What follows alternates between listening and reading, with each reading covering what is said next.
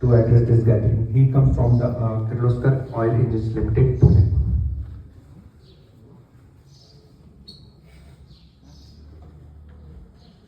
Hello.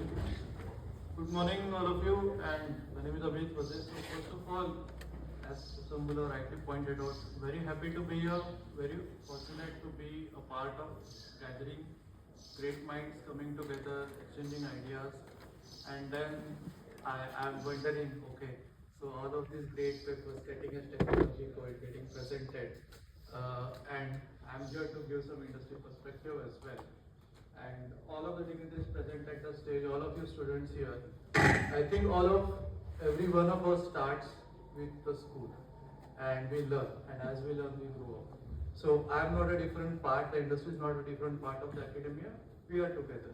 I was once a student, so I will be a student again, and lifelong I have been a student, so I will learn a lot with all of you present here today.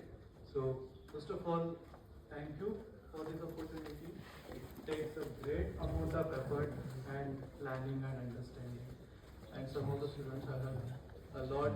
You are the people who have put this together as a conference. Such beautiful things, such beautiful coming together of ideas. So you are already there where some of the qualities that are needed to succeed in life you have already demonstrated in this conference, as you have this, as you are an integral part of this conference.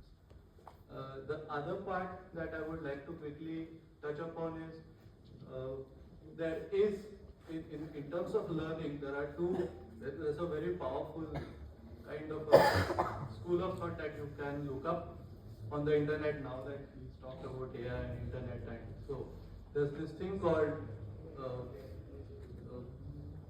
the learning continuum and the application. So rigor relevance framework is what is called. So rigor is your academic rigor. So if you draw your x and y axis, the y-axis will be the academic rigor, and academic rigor starts with understanding. So you don't know anything about the subject, so you first understand about that subject. Then you slowly starting developing with the help of professors and teachers, you get confidence, so you start looking at still academics, but you start looking at a higher level of understanding. You go to a systems level understanding maybe. And then you start reading papers. And the highest level of that rigor, academic rigor, is if you are able to review an academic paper or a journal paper and really understand the reading between the lines of what's written in the paper, how the information has been put up, what are the conclusions, do they tie up with the data. So that's kind of an academic rigor. And the academic rigor there, which all of us develop who are in academia, and then you are there. Now, the x-axis part of it is the application. And the application of it is you know a subject. Now, will you try and climb the y-axis? Will you go from understanding to being able to review a paper? Or you will also simultaneously try to apply that knowledge. So, when you try and move to the x-axis simultaneously, you are understanding a particular thing, but then you are also simultaneously applying things. And that, I think, we should develop a lot, because as you understand, don't stop. If you know about a subject, immediately look at the application of the subject. Now, as we develop now, industry does not look. I mean, at some point in industry, what people tend to do is try and apply everything, and then they lose focus of the fundamentals, which are important, which need to be remembered all the time. But in the method of going in the application continuum, we lose track of what's important, what are the basics, what is it that is driving a particular heat problem, a particular mechanical design problem, or a particular vibration problem. So those things remain constant. So as we try and apply, we start applying in things that we know. So I think if I go to the industry and I've seen this problem before, I'm very happy I am being applying these things in the problems that I know. But as the world is rapidly evolving and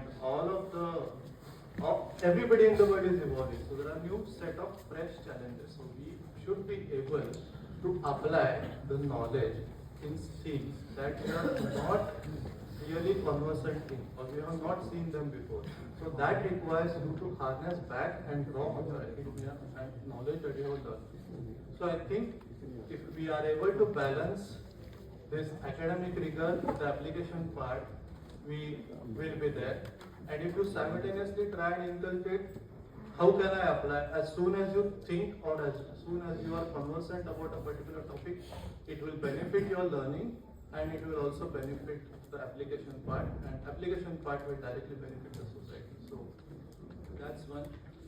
So Ghosh mentioned AI. Yes, AI is coming big way. See, so some of the things that I will not spend more time, just one more thought. We have all heard about large language models, right?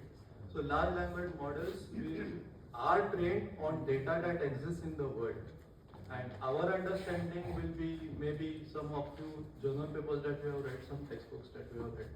So I would encourage you to openly look at AI and ML, as in even look at large language models as you learn, because and don't trust them blindly.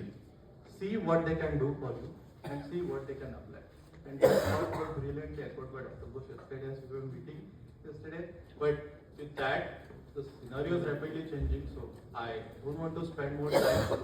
So please go and look up the rigor relevance framework, and please try to map all of your skills on the rigor relevance framework. So if you are looking at anything related to design, yeah, can you review a paper is your rigor, academic rigor, but can you apply that knowledge to a real world, so a real world industry problem is somewhere you should also think about. So the rigor relevance framework, I think, should give you enough of understanding, and be true to yourself, be honest to yourself from where you are on that particular framework, and I think things will fall in place. Lastly, everybody of us has heard about the Silk Route, right? The trading route that went across, and it was an exchange of knowledge. All of such conferences, whether they happen in person or virtually, are an exchange of knowledge, and we gain valuable knowledge of what we don't have, and we need to trade what we have. And when you want to trade what you have, you need something inside you which is valuable. For a student, it could be as good as showing that urge to learn is enough for the teacher to give what the teacher has back. And this is true with everybody. So please think about this, and thank you for again calling me here. Have a good day, have an excellent conference, and may your minds be connected.